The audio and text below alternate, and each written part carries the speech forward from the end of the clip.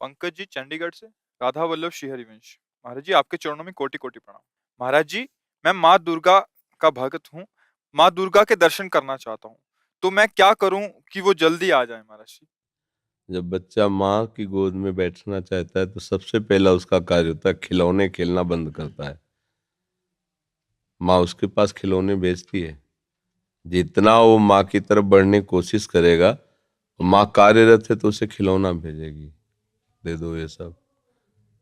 वो अगर उन खिलौने से ना खेले, रोए, तो फिर घर के किसी सदस्य को प्रेरणा करती है, बिटिया उठा ले गोद में थोड़ी देर। वो उससे भी चुप ना हो, तब फिर वो दौड़ के आ जाती है। भाव, पहले हमको इन भोगों का त्याग करना होगा जिन भोगों में हम खेल रहे हैं। फिर हमारी अनुकूल मांगे हमारे सामने आएंगी, माँ से ना मिलने के लिए बाधा बनकर। हम उन मांगों को भी जो सोचा था, चाहा था, वो मिले, पर हम उसे स्वीकार न करें और रोते ही रहें, तो फिर माँ नहीं रुक सकती। वो तो वात्सल्य में कुपुत्रो जायते क्वचिदपि कुमातानुभूति।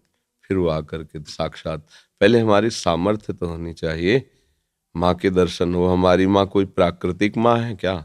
आद्या शक्ति अनंत महामहिम है।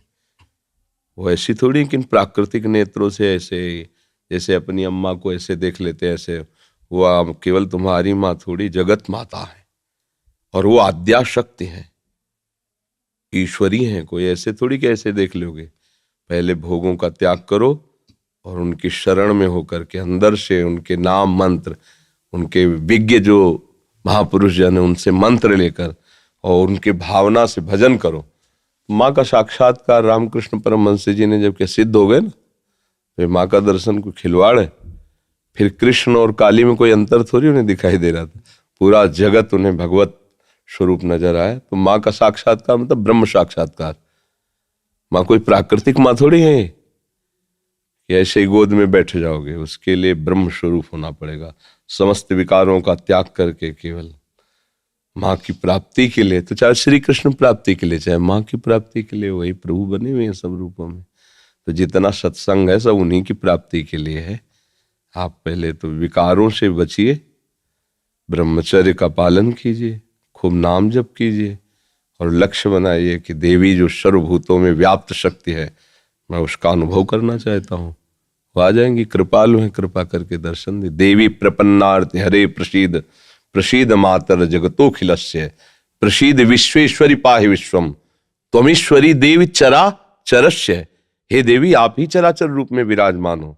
आ गई ना सिद्धांत के सर्वम खलविदम ब्रह्म वासुदेवा सर्वम, आ गया ना।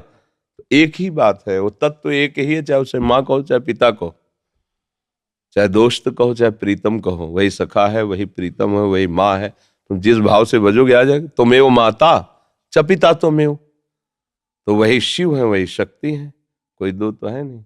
वही माँ है, वही पिता है। आप माँ भाव से भजोगे, हमारे प्रभु माँ भाव से आ जाएंगे। पर उनके आने के लिए जो स्वागत तैयारियां करनी है वो हमें करनी होगी। हमारे हृदय में जो अभी कूड़ा करकट वासनाएं हैं ये हटानी पड़ेगी। खूब नाम जप करे और भाव से चले तो तुम्हारी बुद्धि में ही प्रकाशित हो जाएंगी। या देवी सर्वभूतेषु बुद्धि रूपेण संस्थिता नमस्तस्यै नमस्तस्यै नमस्तस्यै नमो नमः। विराजमान हो जाएंगे बुद्धि में। देख मैं आ गई। उनके प्रचंड तेज को कोई सह सके नहीं। जब तक भजन के द्वारा अंतःकरण निर्मल, उनके प्रचंड तेज को सह सकते हो। वो शिव शक्ति है, अम्बा है, आद्या शक्ति है। और एक अंश में सूर्य विद्यमान, आंख मिला के देखो 12 बजे दोपहर के, और अनंत सूर्यों जैसी कांति माँ भगवती की है। महाबलशाली, त्रिभुवन में कोई पैदा नहीं हुआ कि अपने रूप स्वरूप में आ जाए, उनसे आंख मिला ले कोई। भगवान शंकर भी चरणों में लौट गए नहीं लौट गए। तो ये बात ध्यान रखना कि ये माँ कोई ऐसी माँ नहीं है प्राकृतिक, ये आद्या शक्ति चिदानंद माँ है।